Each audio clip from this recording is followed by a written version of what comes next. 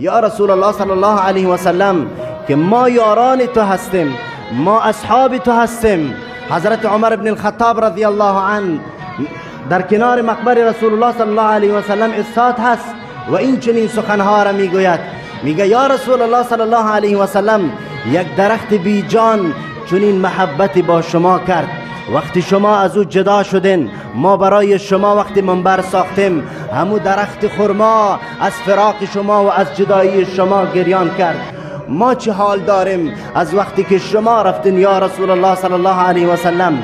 دلتنگ اخلاق شما شدیم، دلتنگ سخنهای شما شدیم که در زمان حیات بودین یا رسول الله صلی الله علیه و سلم. از صحبتهای شما ما بهره‌مند می شدیم، ما سیراب می شدیم.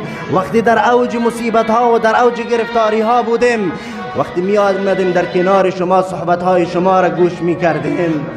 در او